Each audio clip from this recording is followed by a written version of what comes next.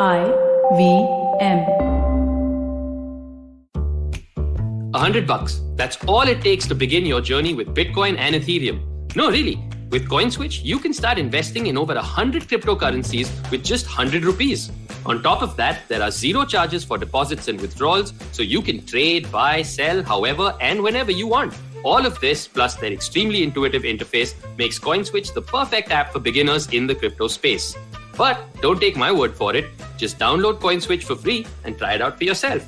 If you'd like more information on cryptocurrencies, tune into A Show About Crypto with me, Rohan Joshi, my new adventure on IVM podcasts. CoinSwitch, kuch to badlega.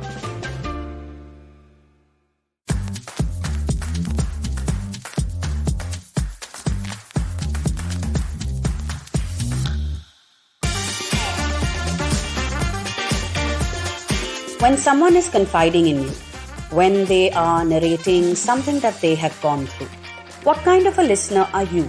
Are you someone who patiently listens, allowing your friend to complete their story without any interruptions? Or then are you someone who jumps right in with 20 solutions and how they can make everything change in no time? Or then maybe you're the kind of listener who flips the table on its head and makes it all about you by narrating a similar story, a similar experience that you have gone through. I'm certainly guilty of number 2. I'll tell you that. But which category do you fall in? Hi, I'm Chetna. I'm a positive action coach, and this is Say No to Drama. Well, in this episode, I'm talking about the kind of listeners we all are or then tend to be. And I'm talking about the second and third kinds, to be more specific. You know, as a life coach, I struggle to not offer solutions. You know, as a life coach, it is extremely hard for me to not offer solutions. I mean, it's something that I work really, really hard on, to just zip my mouth and listen. Because a lot of times also what happens is that I can preempt the problem.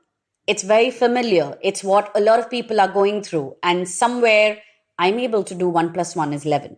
And while as a life coach, I'm supposed to not let you stand in a problem zone for more than a few minutes, or then, the way I put it, more than 4 sentences. But sometimes I can't use that same formula as a friend.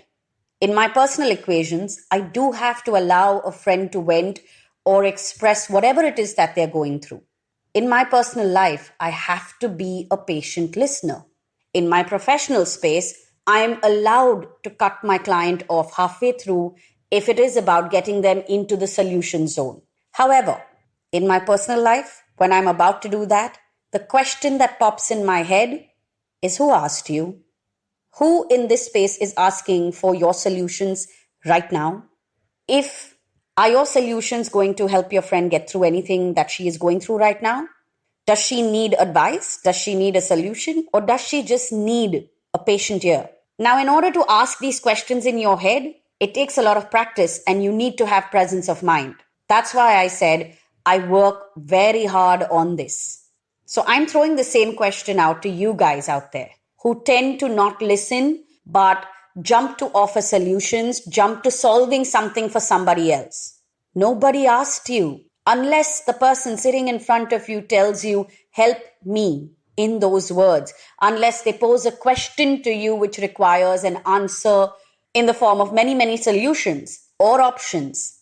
Always remember, nobody asked you. Don't place yourself on some kind of pedestal to save somebody else. Nobody asked you. If you are somebody who is constantly offering up solutions and options, even when you haven't been asked for them specifically, I'd still say it's a good problem to have, because at least you are solution oriented, and when the time arises, you can at least come up with certain options to help somebody out, right? So it's a good problem to have. Maybe you need to become a little bit more conscious about when and to whom you are offering these solutions. Yes, you need to learn to bite your tongue every now and then and just stay mum. However, those of you who are listening in who fall in box number 3, which is to interrupt your friend before they've even completed telling their story and to make it your own. to turn the table around to make the entire conversation about you. Well, who asked you? Who asked you what you have gone through? Who asked you anything about your past or your journey?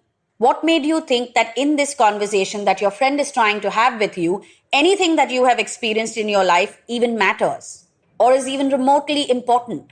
And I know that at this point of time, I'm not just making you step off a pedestal.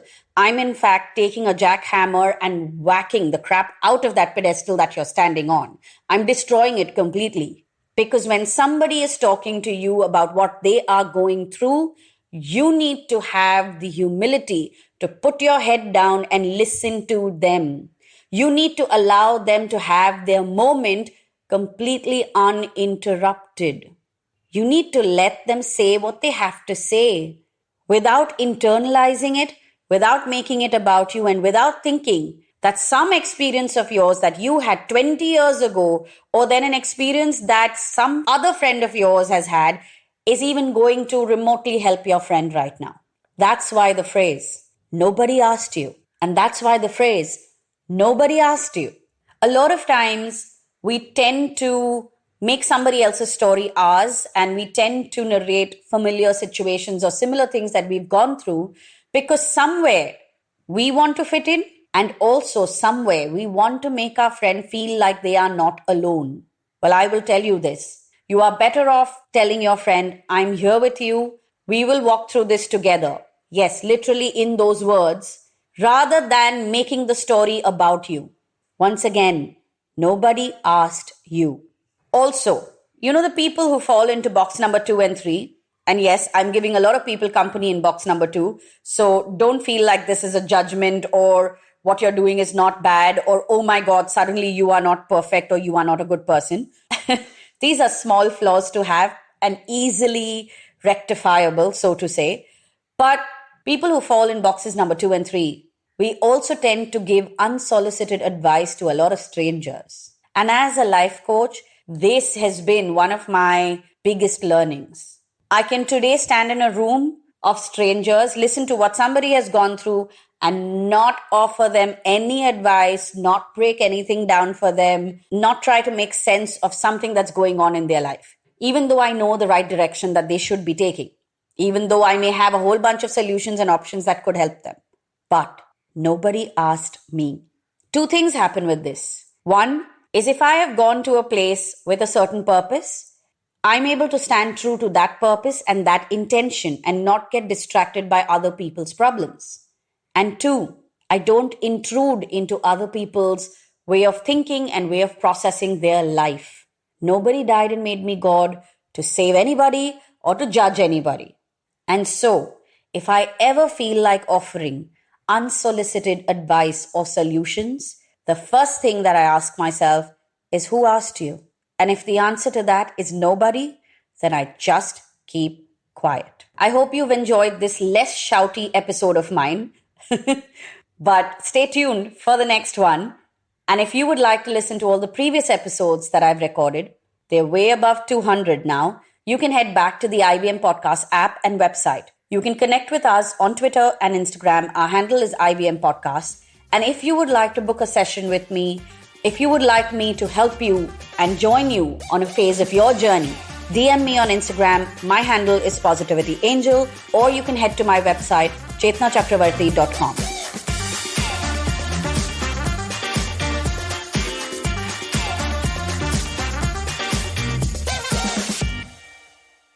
Hi everybody, just wanted to ask everyone for a quick favor. We're running a brand survey right now and would really appreciate it if you could let us know what you think about the advertising on IVM. Go to ivmpodcast.com/survey and do let us know. As part of this, we'll be selecting 10 random participants and sending them some IVM swag, so do fill out those surveys. Hey, it's been another great week on the IVM Podcast Network. On the Edges and Sledges Cricket Podcast, it's a double century episode. Ashwin, DJ, and Varun are joined by our special guest Nikhil Chopra. They talk about the last few games of the T20 World Cup and where it all went wrong for Team India. 2 of the most cherished things about festivals are food and memories. On KBCD, Farad and Sunit will take you on a trip down memory lane. It's lined with great food and joyful moments. On The Habit Coach, Ashton is joined by Sriram, the author of Happiness Habits, the Urban Professional's Guide to Good Living. They discuss how to make happiness a habit in today's world.